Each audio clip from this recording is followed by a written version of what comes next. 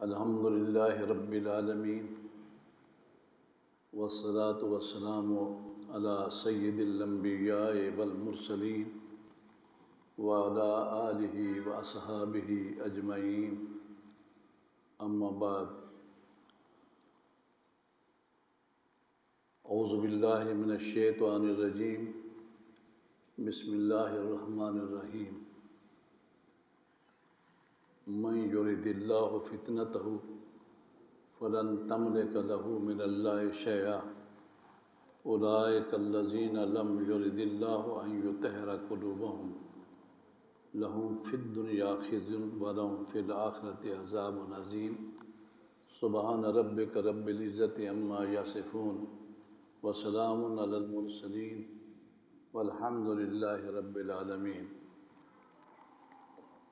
هو الحبیب الذی ترجى شفاعته لكل حول من الاحوال مقتحم یا رب تو کریمی و محبوب تو کریم صد شکر ہست کہ ہستے میان دو کریم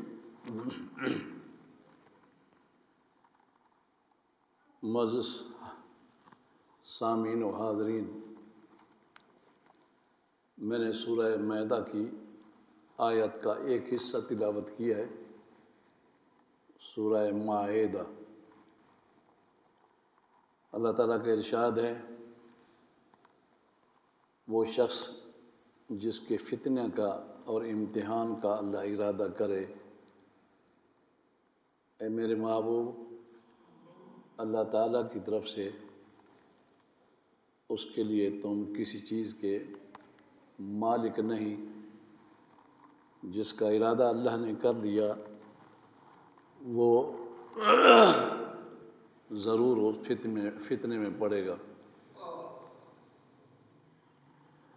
اولئک الذین لم یرد اللہ ان یطہر قلوبہم، یہ یہودی وہ لوگ ہیں جو اللہ تعالیٰ نے ارادہ نہیں فرمایا کہ ان کے دلوں کو پاک کرے۔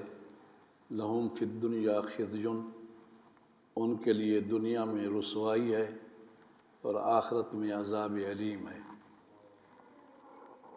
اس آیت کے پڑھنے کا مقصد یہ ہے کہ آپ کے علم میں ہے کہ سن 2022 شروع ہو چکا ہے۔ انگریزی یا شمسی سال کے حساب سے، اور یہ پچھلا سال اور اس سے پچھلا سال، یہ سارے سال فتنوں کے سال ہیں۔ فتنوں کا معنی امتحان بھی ہوتا ہے، فساد بھی ہوتا ہے۔ حدیث پاک میں الفتنۃ اشد من القتل، فساد کرنا قتل سے بھی زیادہ برا ہے۔ اور فتنے کا معنی امتحان بھی ہے۔ اب امتحان مسلمانوں کے لیے شروع ہو چکا ہے۔ پہلے کرونا کا امتحان تھا اور ابھی تک جاری ہے۔ اس کرونا کی وجہ سے مساجد بند ہو گئی تھی، حتیٰ کہ حرمین طیبین بند ہو گئے تھے، طواف موقوف ہو گیا تھا، گنبد خضرا کی حاضری موقوف ہو گئی تھی۔ اب کچھ اجازت ملی ہے، پوری اجازت نہیں ہے۔ وہ امتحان ابھی تک باقی ہے اور شروع ہے، اور پھر ایک اور لہر آنے والی ہے جس کی وجہ سے دنیا پریشان ہے۔ اب اس کا انجام کیا ہوگا اللہ تعالیٰ جانتا ہے، لیکن یہ بڑا فتنہ تھا جس کی وجہ سے اللہ تعالیٰ کی عبادت گاہیں موقوف ہو گئی تھی، وہاں جانا موقوف ہو گیا تھا، اور حرمین طیبین تک یہ فتنہ پھیل گیا تھا۔ اب ایک اور فتنہ شروع ہوا ہے، یہودیت، اسرائیلیت، یہ پھیلتی جا رہی ہے اور پھیلتے پھیلتے یہ حرمین طیبین تک جا پہنچی ہے۔ ابھی آج خالد صاحب نے ایک تصویر بھیجی ہے، امام کعبہ اور یہودی پادری دونوں کی تصویر اکٹھے آئی ہے۔ مکہ پاک میں یہودی داخل ہو چکے ہیں، مدینہ پاک میں یہودی داخل ہو چکے ہیں، سنیما دھڑا دھڑ بنائے جا رہے ہیں، کنسرٹ اور گندے پروگرام مسلسل ہو رہے ہیں۔ آپ کے علم میں ہے، آپ میڈیا زیادہ دیکھتے ہیں اور سنتے ہیں، تو یہ محمد بن سلمان جو وہاں کا حاکم ہے، اس کی وجہ سے دنیا ایک اور فتنے میں دھکیل دی گئی ہے، اور یہ اتنا بڑا فتنہ ہے، اتنا بڑا فتنہ ہے کہ پہلے تو وبا کا فتنہ تھا، ایمان کا اندیشہ نہیں تھا، اب بدعقیدگی کا ایسا فتنہ آیا کہ مسلمانوں کا ایمان بچانا بھی مشکل ہو گیا ہے۔ تبلیغی جماعت پر سعودیہ میں پابندی لگ گئی تاکہ یہ دین کی تبلیغ نہ کر سکیں، اگرچہ ان کا مسلک ہمارے مسلک سے مختلف ہے، لیکن وہ دین کی تبلیغ کرتے تھے، پابندی لگا دی گئی ان پر، اور وعظ و نصیحت کی محافل پر پابندی لگا دی گئی، اور سعودیہ میں جتنے ائمہ ہیں امامت کراتے ہیں انہیں حکم دیا گیا کہ یہود و نصارہ کے خلاف تقریر نہیں کرنی، وعظ نہیں کرنا، نصیحت نہیں کرنی، بلکہ ان کی محبت میں تقریریں کرنی۔ چنانچہ امام کعبہ کہتا ہے کہ یہودیوں کے ساتھ دوستی اسلام کے حق میں مفید ہے۔ اب یہ ایسا بدبخت ہے، امتحان میں فیل ہو گیا، بلکہ جتنے سعودی ائمہ ہیں پیسے کی لالچ میں تقریباً گمراہ ہو چکے ہیں۔ قرآن کہتا ہے کہ یہود و نصارہ تمہارے ابدی دشمن ہیں، کبھی بھی تمہارے دوست نہیں ہو سکتے۔ اللہ ان کو دشمن کہتا ہے اور تم ان کو دوست کہتے ہو۔ اللہ تعالیٰ تمہیں عقل عطا فرمائے۔ میں نے جو آیت تلاوت کی ہے اس کا ترجمہ اسی طرف اشارہ ہے کہ اللہ تعالیٰ فرماتا ہے کہ جب اللہ تبارک و تعالیٰ کا ارادہ ہو گیا کہ ان کو گمراہ کرے تو پھر کون ہے جو ان کو ہدایت عطا کرے؟ کوئی ہدایت نہیں رہ سکتا۔ اللہ تعالیٰ نے ان یہودیوں کو ارادہ کیا ہے کہ ان کے دلوں کو پاک نہ کرے، دنیا میں رسوائی اور آخرت میں عذاب عظیم ہے۔ اب یہودیت، عرب امارات کی مارکیٹوں میں یہودی اشیاء کی فراوانی ہے، خنزیر کا گوشت بیچا جا رہا ہے، عیسائیت بھی اور یہودیت بھی داخل ہو چکی ہے، اور سعودی عرب میں بھی عیسائیت اور یہودیت داخل ہو چکی ہے۔ اب دیکھیں اس کا انجام کیا ہوگا۔ اللہ تبارک و تعالیٰ اس فتنے سے پناہ عطا فرمائے۔ نبی کریم صلی اللہ علیہ وسلم دعا فرماتے تھے، اللہم اذا اردت بعبادک فتنۃ فاقبضنی الیک غیر مفتون۔ اے رب کریم، جب تو لوگوں کو فتنے میں ڈالنے کا ارادہ فرما لے، تیرے ارادے میں رکاوٹ کوئی نہیں ڈال سکتا، لیکن تو اتنی مہربانی کرنا کہ اس فتنے کے دور میں ہمیں اپنے پاس بلا لینا بغیر فتنہ میں مبتلا کیے ہوئے۔ یعنی موت اچھی ہے فتنے میں مبتلا ہونے سے، کیوں؟ اس لیے کہ فتنوں میں ایمان کے ضائع ہونے کا اندیشہ ہے، اور جیسے کہ میں آپ کو بتا رہا ہوں، کعبے کا امام اور یہودیت کی تعریف کرے، اس سے بڑا فتنہ کیا ہو سکتا ہے؟ فتنے دنیا میں ہمیشہ آتے رہے، امتحان آتے رہے۔ اب پاکستان میں قادیانیت کا فتنہ پیدا ہوا، اور ہمارے علماء اور عوام اس کے خلاف تحریکیں چلاتے رہے۔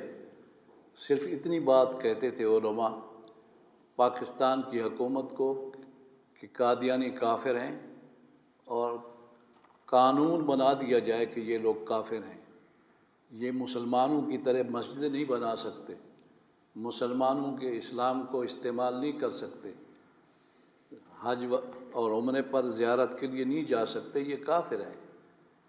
اس کے لیے کئی تحریکیں نکلی۔ سن 1953 کی ایک تاریخ ہے، ممتاز دورانہ مغربی پاکستان کا گورنر تھا، اس میں ہزاروں علماء نے جانیں دی، ہزاروں علماء نے جانیں دی۔ تحریک چلی کہ ان کو کافر قرار دیا جائے۔ حکومت کہتی تھی نہیں، ان کو کافر قرار نہیں دے سکتے۔ اس سلسلے میں پھر پکڑ دھکڑ شروع ہوئی، جلوس نکلتے تھے، حتیٰ کہ آرڈر ہو گیا کہ جس شخص کی داڑھی ہے اس کو بندوق سے اڑا دو۔ ہمارے استاد فرماتے تھے کہ لائن لگا کے داڑھی والوں کو کھڑا کرتے تھے، ایک طرف سے بندوق کی گولی چلاتے تھے تاکہ گولیاں زیادہ ضائع نہ ہوں، جتنے اس گولی کی زد میں لوگ آتے تھے سارے شہید ہو جاتے تھے۔ اس دور میں بڑے بڑے علماء نے داڑھیاں مڈا لی تھی، اس لیے کہ جس آدمی کی بھی داڑھی ہوتی تھی حکومت کے کرندے اور پولیس اس کو پکڑ لیتی تھی اور گولیوں سے اڑا دیتی تھی۔ ہزاروں جانیں ضائع ہوئیں، لیکن جن لوگوں نے جانیں دیا اللہ تعالیٰ نے ان کو شہادت کا مرتبہ دیا، اور ختم نبوت صلی اللہ علیہ وسلم کے ناموس کے لیے، حضور کی عزت کے لیے انہوں نے جانیں دی۔ انشاءاللہ العزیز جنت میں ان کا مقام ہوگا اور اللہ تعالیٰ ان کو سرخرو فرمائے گا۔ وہ فتنے میں کامیاب ہوئے، اور وہ لوگ جو قادیانیت کے ہم نوا ہو گئے تھے، فتوے دینا شروع کر دیے تھے کہ قادیانیت کوئی حرج نہیں ہے، اس کا وجود برداشت کیا جائے، وہ ناکام ہوئے۔ پھر سن 1974 میں حضرت علامہ شاہ احمد نورانی کی قیادت میں سارے مسالک کے علماء جمع ہوئے، اور انہوں نے اسمبلی میں تحریک چلائی، اور اس تحریک کے نتیجے میں ان قادیانی کو کافر قرار دیا گیا۔ اس وقت قادیانی پاکستان کے آئین میں کافر ہیں، اقلیت میں ہیں، لیکن یہ فتنہ جو انگریزوں نے کاشت کیا تھا مرزا غلام احمد قادیانی کی صورت میں، ابھی ختم نہیں ہوا۔ ابھی ان کا نمائندہ لندن میں بیٹھا ہوا ہے، تمام سہولتیں اس کو حاصل ہیں، اور تخریب کاری میں وہ مبتلا ہے، پاکستان میں سب کچھ وہ کر رہا ہے۔ اب نواز شریف کے دور میں آئین کی وہ شقیں جن میں قادیانیوں کو کافر قرار دیا تھا اور ناموس رسالت کے گستاخوں کو پھانسی کی سزا کا حکم تھا، اچانک آئین کو نئی ترتیب دی گئی، اور اس میں دونوں شقیں اڑا دی گئیں، دونوں شقیں اڑ گئیں، اور اسمبلی کے سارے لوگوں کو اس کا علم نہ ہو سکا کہ یہ جو وقت کا وزیر ہے اس نے یہ ساری شقیں اڑا دی ہیں۔ اب جو اسمبلی میں قانون پاس ہوگا اس میں قادیانیت کے خلاف جو شقیں پاس ہوئی تھیں وہ نہیں رہیں گی۔ اللہ تعالیٰ کروڑوں رحمتیں کرے۔ علامہ خادم حسین رضوی کی مزار کے اوپر انہیں جب پتہ چلا، انہوں نے تحریک چلائی، انہوں نے دھرنا دیا، اور دھرنے میں پھر لوگوں کو بھی پتہ چلا اس بات کا، تو آخر کار پھر وہ دونوں شقیں بحال کی گئیں، اس وزیر کو معطل کر دیا گیا جس نے یہ خرابی کی تھی، اور وہ دونوں شقیں بحال ہوئیں اور آج تک بحال ہیں۔ لیکن ابھی پھر سیالکوٹ کا واقعہ ہوا۔ سیالکوٹ میں جو لوگوں نے ایک غیر مسلم آدمی کو قتل کیا، پھر آگ لگا دی، اس کو بہانہ بنا کر دوسرے ملکوں کے کافروں نے بڑا پروپیگنڈا کیا۔ یہ سارے فتنے ہیں، ان فتنوں سے اللہ تبارک و تعالی ہمیں محفوظ رکھے۔ اور قانون یہ ہے اللہ تعالیٰ کا کہ جب فتنے آ جائیں تو تم ثابت قدم رہو۔ اب محمد بن سلمان نے یہودیت کو راستہ دیا اور عجیب عجیب حرکتیں کر رہا ہے۔ ہماری ایک فارسی کی مثال ہے، چکو فرض کعبہ برخیدت کجا ماند مسلمانی۔ جب کافر سے کفر پیدا ہوگا تو مسلمانی کہاں رہے گی؟ ابھی کرسمس ڈے بنایا سعودیہ میں لوگوں نے، اور انہوں نے ایک درخت بنایا جو یہودی عیسائی بناتے ہیں، ٹری درخت بنایا۔ اس کے اندر 11 million dollar, 11 million 1 crore 10 lakh dollar اس درخت پر خرچ کر دی، کرسمس منایا۔ اور آج حال یہ ہے کہ عام مسلمان تو عام مسلمان، بلکہ پڑھے لکھے علماء اور علماء کی اولادیں بھی کرسمس ڈے کے اوپر ایک دوسرے کو تحفے بھی دیتے ہیں، مبارکباد بھی پیش کرتے ہیں۔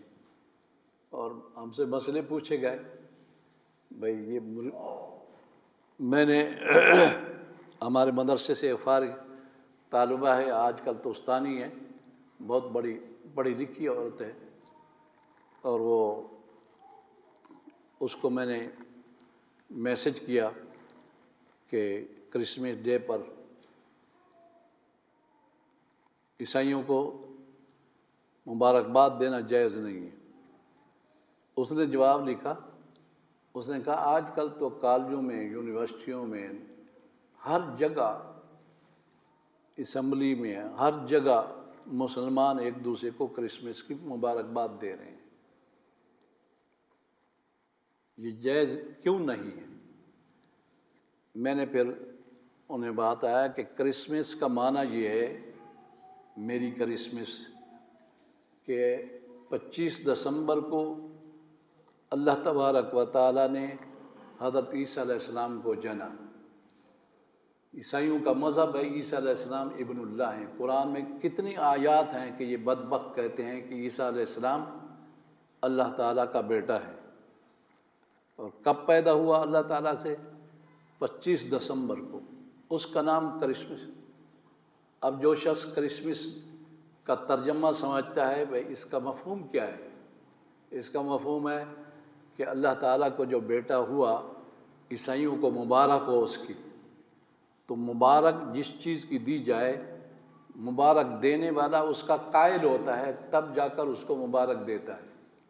آپ کے ہاں بیٹا پیدا ہوا تو میں کہتا ہوں مبارک ہو، اللہ تعالیٰ نے آپ کو بیٹا دیا، تو اس کا مطلب یہ ہے کہ میں خوش ہوں اس بات پر کہ اللہ تعالیٰ نے آپ کو بیٹا دیا۔ اب کرسمس ڈے پر کسی بھی کرسچن کو مبارکباد دینا، اس کا مطلب یہ ہے کہ آپ بھی عقیدہ رکھتے ہیں کہ حضرت عیسیٰ علیہ السلام اللہ تعالیٰ کے بیٹے ہیں، 25 دسمبر کو پیدا ہوئے۔ اب ابتلا دیکھیں، امتحان دیکھیں کہ حقیقت یہ ہے کہ دنیا میں جتنے مسلمان ہیں تقریباً، وہ 25 دسمبر کو کرسمس ڈے مناتے ہیں، تحفے دیتے ہیں، مبارکباد دیتے ہیں۔ کسی کو پتہ نہیں کہ یہ لفظ کتنا غلط ہے، ہمارے ایمان کو کتنا خطرہ ہے، کوئی پرواہ ہی نہیں کسی۔ اللہ تعالیٰ اس فتنے سے مسلمانوں کو بچائے۔ اب یہ محمد بن سلمان کا جو فتنہ ہے، اس میں تو وہاں کے جو علماء ہیں، سچے علماء، وہ تو پس پردہ چلے گئے، چھپ کے بیٹھے ہوئے ہیں، اپنی جان بچا رہے ہیں۔ جو حقیقی علماء ہیں، یا ہجرت کر کے چلے گئے، ہجرت کر کے چلے گئے۔ پاکستان میں بھی ایسے ہوا تھا، عمان چلے گئے، دوسرے ملکوں میں چلے گئے، اور جو سلطانی مولوی ہیں وہاں کے، انہوں نے محمد بن سلمان کی ہر بات کی تصدیق کرنا شروع کر دی، یہود و نصارہ کی تعریف کرنا شروع کر دی۔ اب یہ امتحان اللہ تعالیٰ کی طرف سے قرون اولیٰ میں بہت دفعہ آیا، اور اللہ تعالیٰ نے جن کے ایمان کو بچانا تھا بچایا، اور جو فیل ہو گئے وہ فیل ہو گئے۔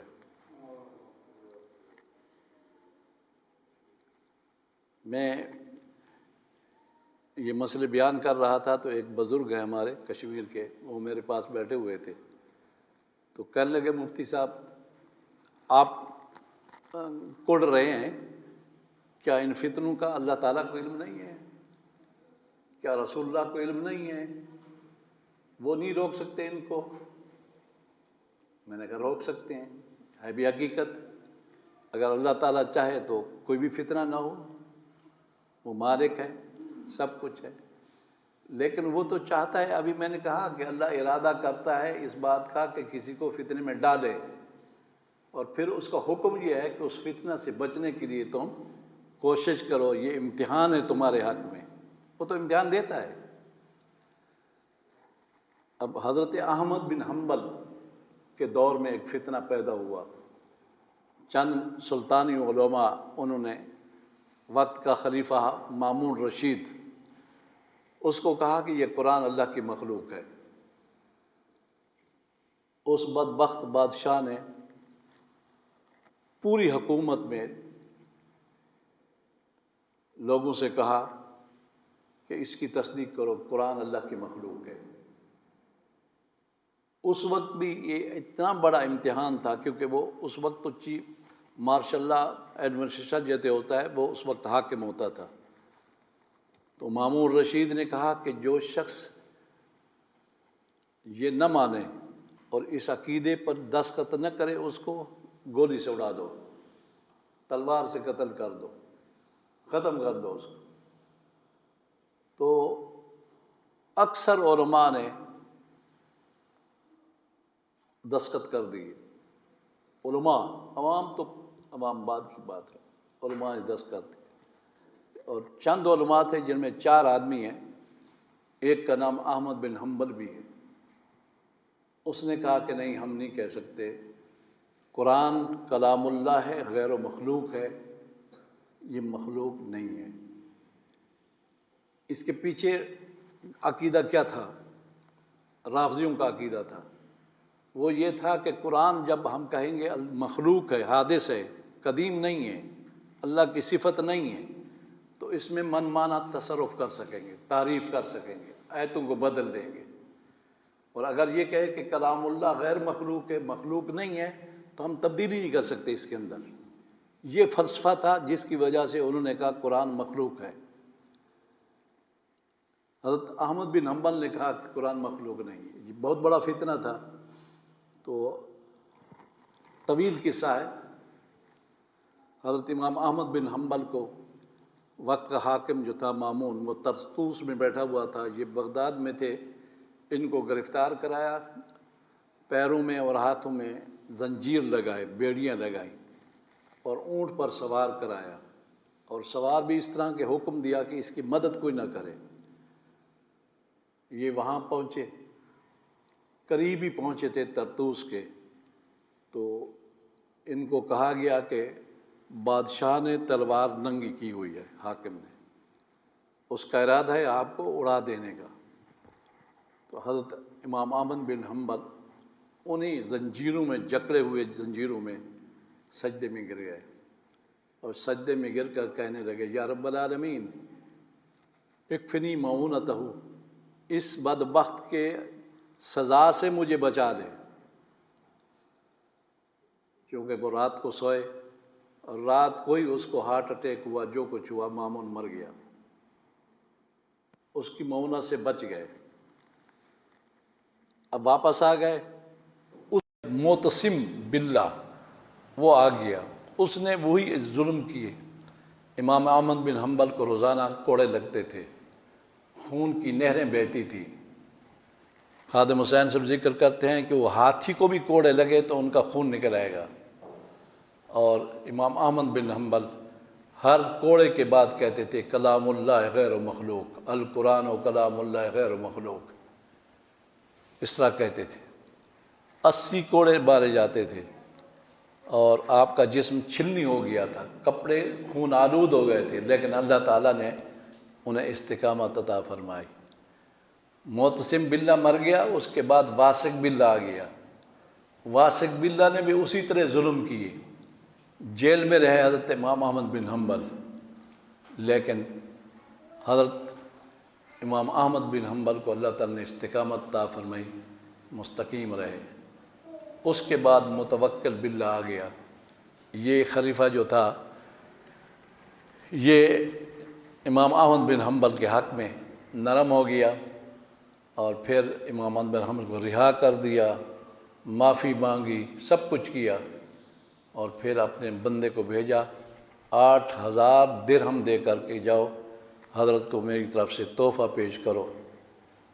تو وہ آدمی جب پہنچا تو امام احمد بن حنبل کی آنکھوں سے آنسو جاری ہو گئے۔ اس نے کہا یا اللہ، ابھی میرے فتنوں کا دور ختم نہیں ہوا، پہلے تو ایلام میں فتنہ تھا، تکلیف میں فتنہ تھا، تکلیف دینے میں، اب تو میرا امتحان انعام میں لینا چاہتا ہے۔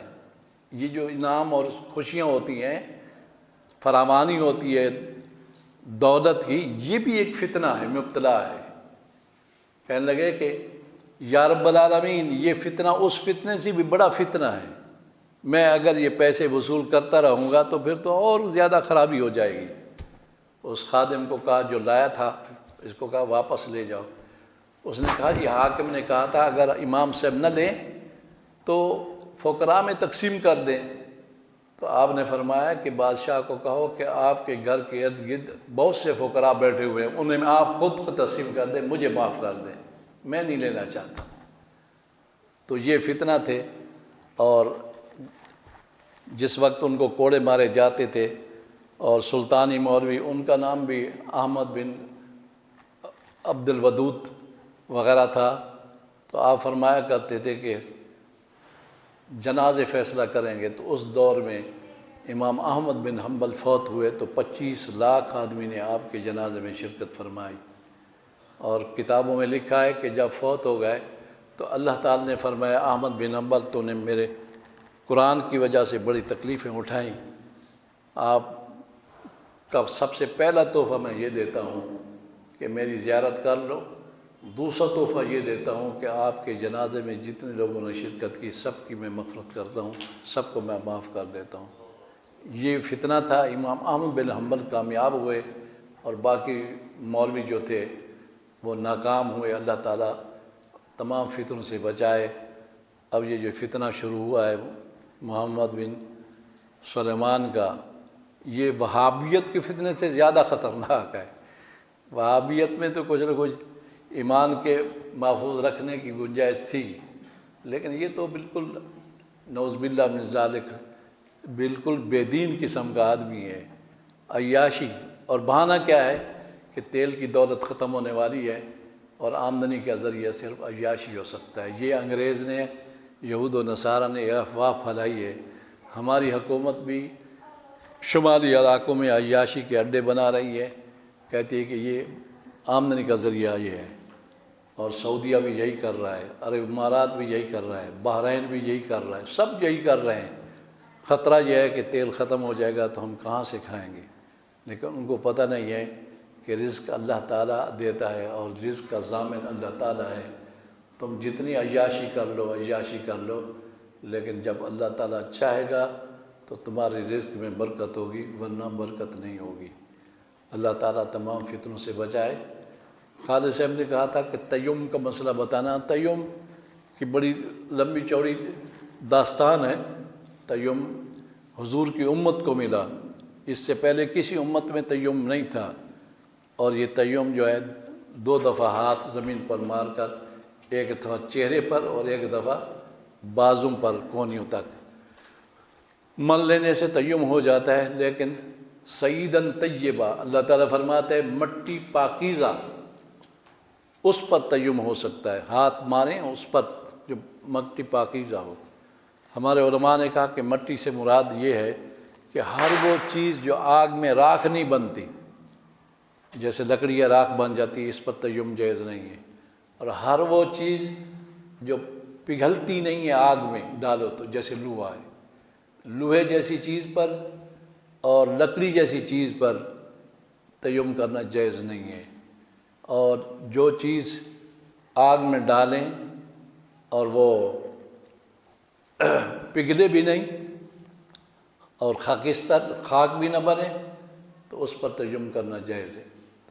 تو ہمارے علماء، بلکہ میں بھی جب میں بیمار تھا، لوگوں نے کہا تھا، ڈاکٹروں نے کہا تھا کہ آپ پانی استعمال نہیں کر سکتے، تو ایک سنگ مرمر کا پتھر رکھا ہوا تھا، اس پر میں تیمم کرتا تھا۔ پیر سیال بیمار رہتے تھے اکثر، ان کو ڈاکٹروں نے کہا تھا کہ آپ پانی استعمال نہ کیا کریں، تو وہ ہمیشہ اپنی گاڑی میں ایک بہترین خوبصورت پتھر رکھتے تھے، اس کے اوپر تیمم کرتے تھے۔ تیمم اللہ تعالیٰ کی طرف سے، حضور فرماتے میری امت کو تحفہ ملا۔ ایک آدمی بیمار ہے، پانی استعمال نہیں کر سکتا، اسے غسل فرض ہے، غسل واجب ہے، یا وضو کرنا اس کے لیے ضروری ہے، دونوں صورتوں میں 2 دفعہ زمین یا پتھر پر ہاتھ مار کر اپنے چہرے اور ہاتھوں پر مرے تو اسی طرح پاک ہو جاتا ہے جیسے کہ وضو سے انسان اور پانی سے پاک ہو جاتا ہے۔ یہ اللہ تعالیٰ کی طرف سے حضور علیہ الصلوۃ والسلام کی امت کو تحفہ ملا ہے۔ اللہ تبارک و تعالیٰ سرکار کی امت پر بہت بڑا کریم ہے۔ اور آخری تحفہ حضور کی امت کا یہ ہے کہ اللہ تعالیٰ فرمائے گا یا رسول اللہ، جس آدمی نے بھی آپ کی امت سے کلمہ پڑھا ہے ان سب کی میں مغفرت کرتا ہوں۔